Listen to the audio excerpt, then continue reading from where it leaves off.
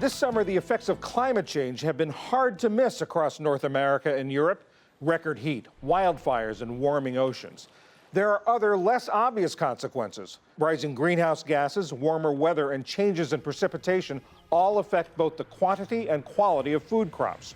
Earlier, I spoke with Jonas Jagermeier, a climate change scientist at Columbia University and the NASA Goddard Institute for Space Studies. I asked him to explain the relationship between climate change and the global food supply. If you're asking for the main drivers, factors that really affect crop growth in the field, then it's mainly three aspects. It's temperature, it's precipitation, and then something that's much less known is carbon dioxide, CO2 in the air. And temperature and precipitation, they create extreme events such as droughts, heat waves, and then hail and flooding is a big problem in agriculture too. But the CO2 effect, it creates climate change, if you will. At the same time, crops love it. The plant growth is stimulated by CO2. At the same time, it creates adverse effects through all these cascading effects of climate change. Does this affect all crops the same? That's a very good question. Some crops are very sensitive to that CO2 effect. Other crops are not. So, for example, corn, maize, doesn't really benefit from higher CO2 levels. So the full brunt of temperature and shifting precipitation patterns are felt in maize growing.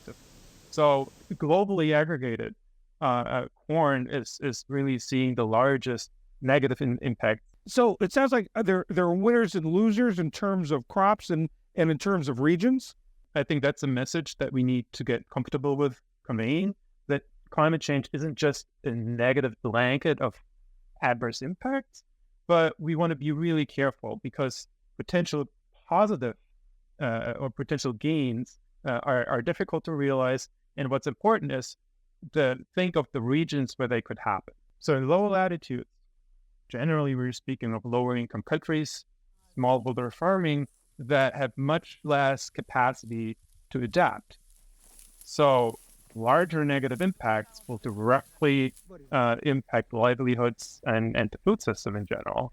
Whereas in developed breadbasket regions in the global north, there's more adaptation capacity that can buffer some of these negative impacts. And this can also affect the nutrients, the nutritional value of crops. Is that right? Correct. When I say CO2 is beneficial for plant growth and development, at the same time, it dilutes the nutritional content of crops.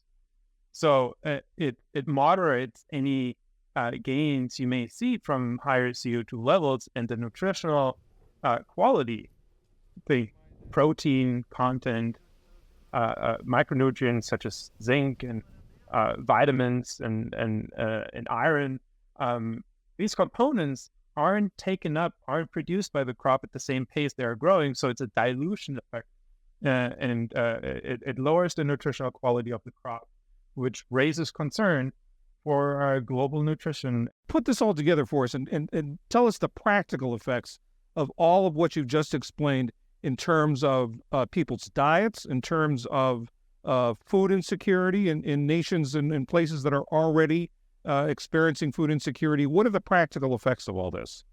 We have to get comfortable with the idea that agriculture is facing a new climatic realities and has to undergo a fundamental transformation. There will be winners and losers. Some regions may potentially benefit from moderate warming and higher CO2 levels.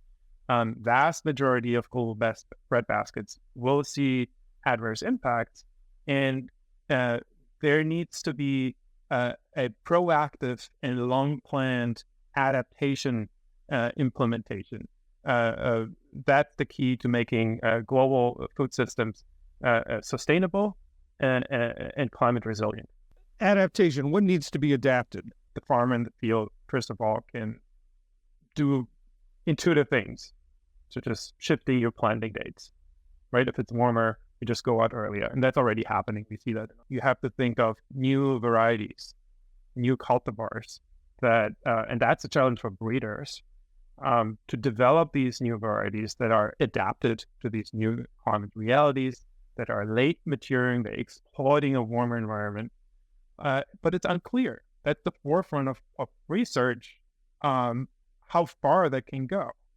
And then, later you can switch to new crops altogether in regions where you say it's not viable to grow corn anymore. We as consumers play a big role in this.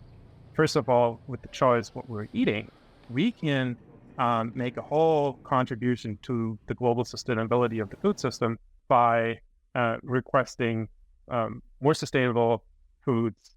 For example, this is a sticky topic, but the animal-based contribution to your diet makes a big contribution to our footprint. Climate scientist Jonas Jagermeier from Columbia University and NASA. Thank you very much. Thank you. Thanks for having me.